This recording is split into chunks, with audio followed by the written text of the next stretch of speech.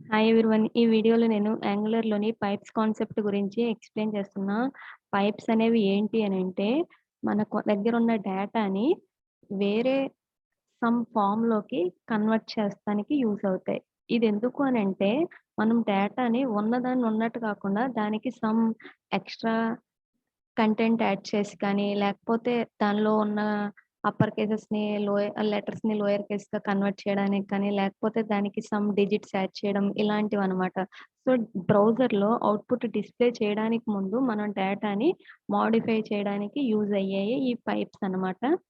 So, pipes అనేవి ఏం చేస్తాయి అనంటే, ఒక ఇన్‌పుట్‌ని తీసుకుంటాయి. ఆ ఇన్‌పుట్‌గా తీసుకున్న డేటాని ఫార్మాట్ చేస్తాయి. అంటే ట్రాన్స్‌ఫార్మ్ చేస్తాయి. ఒక ఫార్మ్ నుంచి ఇంకో ఫార్మ్‌లోకి.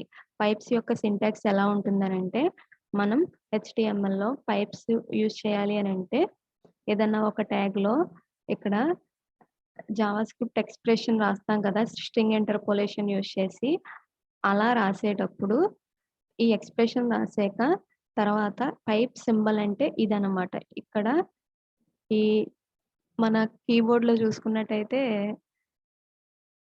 ఈ సింబల్ ఉంటుంది. దీన్ని ఆర్ సింబల్ అని కూడా అంటారు. పైప్ సింబల్ ఇది. తర్వాత పైప్ నేమ్ మనకి డిఫరెంట్ పైప్స్ అనేవి ఉంటాయి. ఒక్కొక్క పైపు ఒక్కొక్క ఫార్మాటింగ్‌కి యూజ్ అవుతుంది. తర్వాత మనం కాలన్ పెట్టి ఆ పైప్ అనేది ఆర్గ్యుమెంట్స్ కూడా యాక్సెప్ట్ చేస్తుంది. దాన్ని కూడా మనం కాలన్ పెట్టి ఎన్ని ఆర్గ్యుమెంట్స్ కావాలంటే అన్ని ఆర్గ్యుమెంట్స్ అనేవి ఇవ్వచ్చు. ఇక్కడ ఆర్గ్యుమెంట్స్ అనేవి ఆప్షనల్. అందుకే బ్రాకెట్‌లో పెట్టాము. ఎన్ని ఆర్గ్యుమెంట్స్ పాస్ చేస్తే అన్ని కాలన్ పెట్టి పారామీటర్స్ ఒక్కొక్కటి పాస్ చేయాలన్నమాట. సపోజ్ ఇప్పుడు ఒక ఎగ్జాంపుల్ చూద్దాం. ఇక్కడ నేను యాంగులర్ అనే ఒక టెక్స్ట్ అన్ని స్మాల్ లెటర్స్‌లో తీసుకున్నాను. ఇప్పుడు నేను ఈ కాలన్ అనే సింబల్ పెట్టాను కదా! దాని మీనింగ్ ఏంటి అనంటే పైప్‌ని యూజ్ చేస్తున్నాము అని చెప్పి. ఏ పైప్ యూజ్ చేస్తున్నామో దాని నేము ఈ సింబల్ తర్వాత రాయాలన్నమాట. ఈ పైప్ సింబల్ అన్నమాట ఇది. సో, ఇప్పుడు నేను అప్పర్ కేస్ పైప్ యూజ్ చేస్తున్నాను కాబట్టి దాని మీనింగ్ ఏంటి అనంటే ఇప్పుడు మనకి అవుట్‌పుట్ అనేది ఎలా వస్తుంది అనంటే, సో, ఇక్కడ మొత్తం అన్నీ అప్పర్ కేస్ లెటర్స్‌లో వస్తాయి. సో, ఇక్కడ నేను మిస్టేక్ రాసాను. సో, ఏ, ఎన్ అన్నీ ఈ ఫార్మ్‌లోకొస్తాయి. ఎందుకొచ్చినియి అనంటే ఇలాగా మనం అప్పర్ కేస్ పైప్ అనేది యూజ్ చేస్తాం కాబట్టి. సో, మనకి యాంగులర్‌లో కొన్ని బిల్ట్ ఇన్ పైప్స్ అనేవున్నాయి. అంటే మనం క్రియేట్ చేయకుండా యాంగులరే ప్రొవైడ్ చేసిన పైప్స్ ఉన్నాయి. అవేంటి అనంటే లిస్ట్ ఇది. So, currency pipe, date pipe, decimal pipe, Jason pipe, lower case pipe, upper case pipe, percent pipe, slice pipe. So, ఈ వీడియోలో నేను కొన్ని ఎక్స్‌ప్లెయిన్ చేస్తున్నాను. ఫస్ట్‌ది అప్పర్ కేసు, లోయర్ కేసు చూద్దాము. సో, ఇప్పుడు నేను జావాస్క్రిప్ట్‌లో ఒక వేరియబుల్ తీసుకుంటున్నా. Let name is equal to అని చెప్పి, ఇక్కడ నేను యాంగులర్ అని స్మాల్ లెటర్స్‌లో తీసుకున్నా. సారీ ఇక్కడ మనం లెట్ యూజ్ చేయం కదా! టైప్ స్క్రిప్ట్‌లో అయితే. ఎందుకంటే ఇది క్లాస్ కాబట్టి.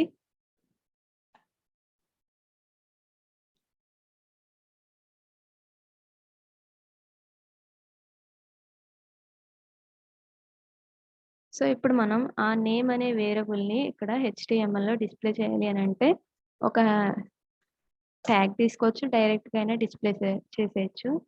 సో, ఇక్కడ నేను నేమ్ అనే వేరియబుల్‌ని డిస్‌ప్లే చేస్తున్నా.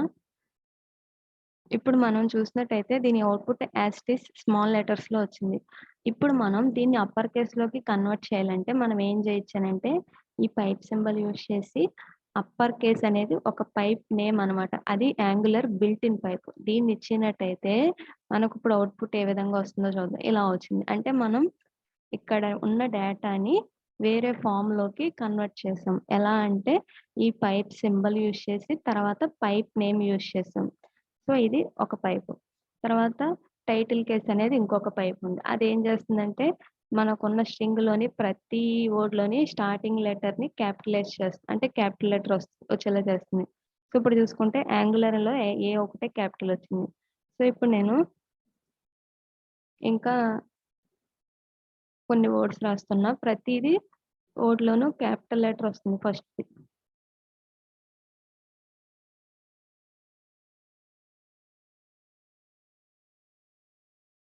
సో, ఇప్పుడు చూసుకున్నట్టయితే ఇక్కడ టైటిల్ కేస్ యూజ్ చేసాం కాబట్టి ప్రతి వర్డ్‌లోనూ ఫస్ట్ లెటర్ మాత్రమే క్యాపిటల్ వచ్చింది.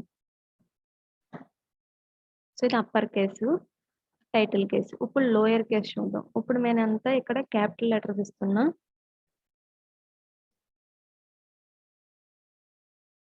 అండ్ ఇప్పుడు మనం ఈ టైటిల్ కేస్ కాకుండా లోయర్ కేస్ అని ఇద్దాం. సో ఇవి యాంగులర్ ప్రొవైడ్ చేసిన పైప్స్ అన్నమాట. ఇవి యూజ్ చేస్తే మనకి ఆ ఫార్మాట్‌లో డేటా అనేది మనకి డిస్‌ప్లే అవుతుంది. సో మనం క్యాపిటల్ లెటర్స్‌లో ఇక్కడ రాసాము. కానీ మనకొచ్చింది స్మాల్ లెటర్‌లో output. Upper case, lower case ఇది. నెక్స్ట్ కరెన్సీ పైప్ అనేది చూద్దాం. ఇక్కడ నేను సాలరీ అనే ఒక వేరియబుల్ తీసుకుంటున్నా. దీంట్లో నేను సమ్ నంబర్ ఇస్తున్నా.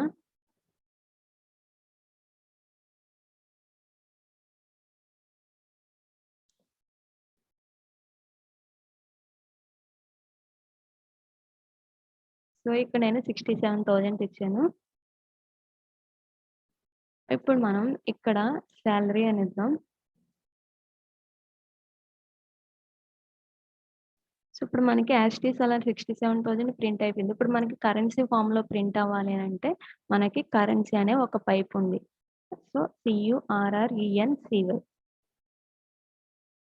ఇప్పుడు మనకేమైంది ఇక్కడ డాలర్ వచ్చింది and some comma and decimal points అలా వచ్చినాయి. బై డిఫాల్ట్ ఇక్కడ యూఎస్ డాలర్స్ చూపిస్తుంది. మనకి ఇండియన్ కరెన్సీ కావాలి అనంటే మనం ఏం చేయాలంటే ఇంతకుముందు నేను కాల్ అని చెప్పి పారామీటర్స్ పాస్ చేస్తామన్నాను కదా! సో అక్కడ కాలన్ అని పెట్టి మనకి ఇండియన్ కరెన్సీ రావాలి కాబట్టి ఇక్కడ నేను కాలన్ తర్వాత కొటేషన్స్‌లో ఐఎన్ఆర్ అని ఇస్తున్నా. సో ఇప్పుడు మనకి ఏ విధంగా వస్తుందో చూద్దాం. మనకి ఇండియన్ కరెన్సీ రూపీ సింబల్ అనేది వచ్చింది. సో ఇక్కడ మనం ఏం చేసాము ఈ కాలన్ తర్వాత ఒక పారామీటర్ ఇచ్చాం. ఇంకొక పారామీటర్ కావాలి అంటే మళ్ళీ ఇంకొక కాలమ్ పెట్టొచ్చు. ఇక్కడ మనం ఇంకొక పారామీటర్ తీసుకుంటుంది ఈ కరెన్సీ అనే పైపు అదేంటి అనంటే కోడ్ అన్నమాట. ఇక్కడ కోడ్ అనేది ఏంటి అనంటే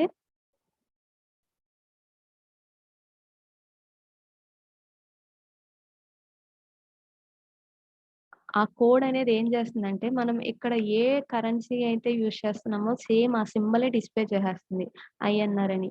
అలా కాకుండా మనకి ఆ కరెన్సీకి సంబంధించిన సింబల్ కావాలి అనంటే ఇక్కడ సింబల్ అని ఇవ్వాలి.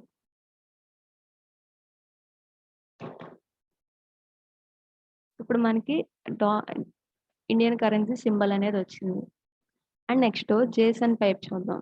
సో జేసన్ పైప్ అనేది మెయిన్‌గా ఎప్పుడు యూజ్ అవుతుందంటే సపోజ్ ఇక్కడ నేను ఒక ప్రొడక్ట్ అనే లేకపోతే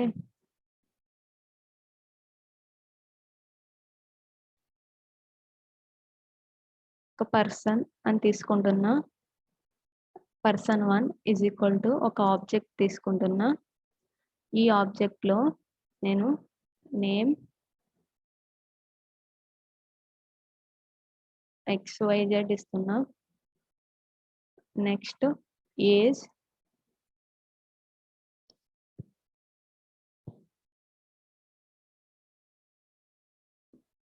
26 ఇస్తున్నా. నెక్స్ట్ సాలరీ 68,000 ఇస్తున్నా. ఇప్పుడు మనం ఏం చేద్దామంటే ఈ person1నే ఇక్కడ ప్రింట్ చేద్దాం. ఇప్పుడు ఏమొస్తుందో చూద్దాం.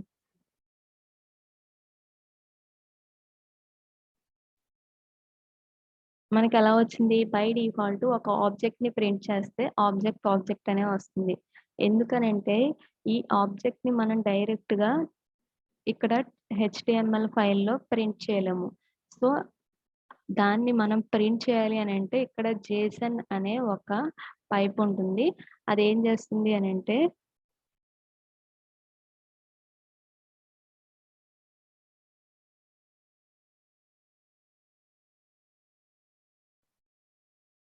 సో ఇక్కడ పైప్ సింబల్‌ని ఇవ్వాలి కదా! నేను కాలన్ అని ఇచ్చాను. సో ఇది ఏం చేస్తుందంటే అక్కడ ఉన్న ఆబ్జెక్ట్‌ని జేసన్ స్ట్రింగ్ కింద కన్వర్ట్ చేస్తుంది. అప్పుడు మనకి డిస్‌ప్లే అవుతుంది. అండ్ నెక్స్ట్ డేట్ పైప్ గురించి చూద్దాం. సో ఇప్పుడు నేను డేట్ ఆఫ్ బర్త్ అని చెప్పి ఒక డేట్ తీసుకుంటున్నా. న్యూ డేట్ అనే ఒక ఫంక్షన్‌ని కాల్ చేస్తున్నా. అంటే డేట్ ఆబ్జెక్ట్ అనేది క్రియేట్ అవుతుంది. ఇప్పుడు మనం ఈ డిఓబిని ఇక్కడ ప్రింట్ చేద్దాం HTMLలో. సో, ఇప్పుడు చూసినట్టయితే మనకి ఈ విధంగా వచ్చింది. కానీ మనకి ఇదంతా అవసరం లేకుండా జస్ట్ మనకి ఆ డేటు, మంతు, ఇయరు ఒక్కటే వస్తే కావాలి అని అనుకుంటే అప్పుడు మనం ఏం చేయాలి అనంటే డేట్ అనే ఒక పైప్‌ని ఇక్కడ యూజ్ చేయాలి. సో, పైప్‌ని యూజ్ చేయాలి అనంటే మనం ఖచ్చితంగా ఇక్కడ ఈ సింబల్ యూజ్ చేయాలి. తర్వాత ఏ పైప్ అయితే ఆ పైప్ నేమ్ ఇవ్వాలి. సో, ఇప్పుడు చూసినట్టయితే మనకి ఈ విధంగా వచ్చింది. మంత్ నేము, డేటు, ఇయరు. అలా కాకుండా మనం ఒక పర్టిక్యులర్ ఫార్మాట్ కావాలి అనంటే అంటే డీడీ, ఎంఎం, వైవై అలా మనకి ఏ ఫార్మాట్ కావాలంటే ఆ ఫార్మాట్ ఇలా ఇవ్వాలి. DD/MM/YY అని ఇస్తున్నా. దానికి కాలన్ పెట్టి పారామీటర్స్ ఇచ్చాను. ఇప్పుడు మనకేమొచ్చింది? ఇవా 20, 30, 32 అని వచ్చింది.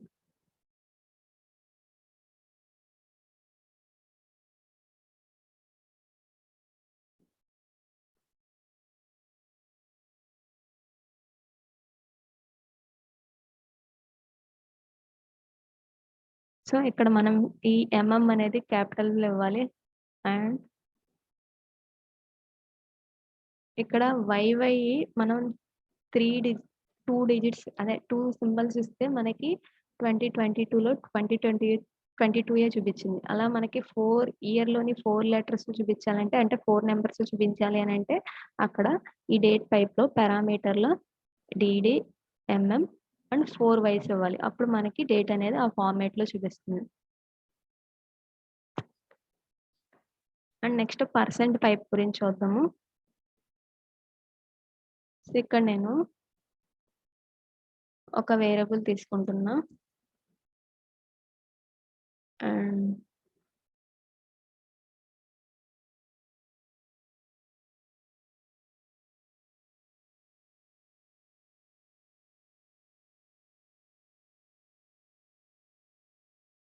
నంబర్ ఈజ్ ఈక్వల్ టు అని చెప్పి 0.89 లేకపోతే 98 తీసుకున్నా. ఇప్పుడు మనం ఈ నెంబర్‌ని ఇక్కడ ప్రింట్ చేద్దాము. ఇప్పుడు మనకి ఈ విధంగా వచ్చింది. ఇప్పుడు మనం దాన్ని పర్సెంటేజ్ కింద కన్వర్ట్ చేయాలి అనంటే పర్సెంట్ అనే ఒక పైప్ ఉంటుంది. దాన్ని యూజ్ చేయాలి. సో, ఇప్పుడు మనకి ఏమవుతుందంటే 98% అని వచ్చింది. అంటే ఇక్కడ మనకి ఏమవుతుందంటే పర్సెంట్ అనే పైపు దీన్ని 100తో మల్టిప్లై చేస్తుంది. వచ్చిన దానికి పర్సెంటేజ్ సింబల్‌ని ఇక్కడ ఎండింగ్‌లో యాడ్ చేస్తుందన్నమాట.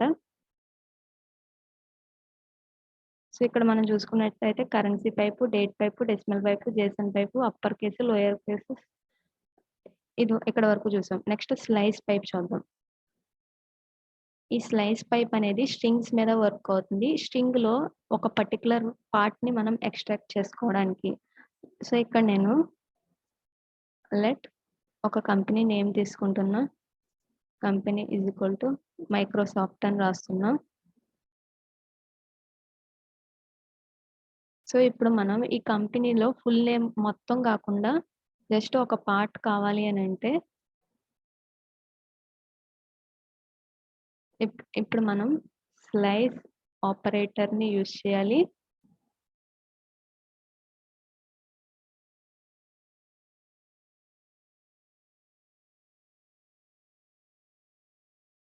దీనికి కాలన్ పెట్టాలి. ఇక్కడ మనం పారామీటర్స్ పాస్ చేస్తామంటే కాలన్ అనే సింబల్ ఇవ్వాలి.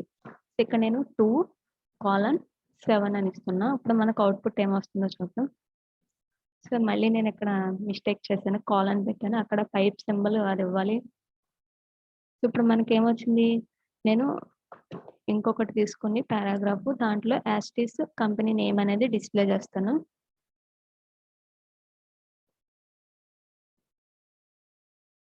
సో, ఇక్కడ మనకి కంప్లీట్‌గా వచ్చింది. ఇక్కడ మాత్రం సి దగ్గర నుంచి వచ్చింది. సిఆర్‌ఓ, ఎస్‌ఓ వరకు వచ్చింది. ఎందుకనంటే మనం ఇక్కడ ఇండెక్స్ 2 కాడ నుంచి 7 వరకు అని ఇచ్చాము. సో, ఇండెక్స్ 2 అంటే ఇక్కడ నుంచి 2, 3, 4, 5, 6, 7 ఇక్కడ లాస్ట్‌ది ఎందుకు ఇగ్నోర్ చేసిందంటే మనం అక్కడ పాస్ చేస్తున్న దాని 1 మైనస్ అవుతుంది. అంటే మనకి స్లైస్ ఆపరేటర్ ఎలా అయితే వర్క్ అవుతుందో సేమ్ ఇక్కడ స్లైస్ పైప్ కూడా అలానే. ఈ ఇండెక్స్ కాడి నుంచి ఈ ఇండెక్స్ -1 వరకు ఆ స్ట్రింగ్‌లో పార్ట్ అనేది వస్తుందనమాట. ఇక్కడ నేను 1 నుంచి 7 వరకు అని ఇస్తున్నా. ఇప్పుడు మనకి అంటే 1 ఇండెక్స్ అంటే ఇక్కడ నుంచి ఇండెక్స్ 6 1, 2, 3, 4, 5, 6 వరకు ఇలా వస్తుంది. అండ్ నెక్స్ట్ అసింక్ టైప్ అనేది ఉంది. ఈ పైప్ అనేది మనకి అసింక్రోనస్ ఫంక్షన్, అసింక్రోనస్ రిజల్ట్ ఇస్తుంది కదా! దాని మీద వర్క్ చేయడానికి యూజ్ అవుతుంది. సో, నేను దీని గురించి సెపరేట్‌గా ఇంకో వీడియో చేస్తాను తర్వాత. అండ్ ఇక్కడ మనకి ఈ బిల్ట్ ఇన్ పైప్స్ ఇవన్నీ మనం ఓన్‌గా మనకి నచ్చిన పైప్‌ని అంటే మన రిక్వైర్మెంట్‌ని బట్టి ఒక కస్టమ్ పైప్‌ని క్రియేట్ చేయొచ్చు. దానికి కూడా నేను నెక్స్ట్ వీడియో చేస్తాను. Thank you for watching.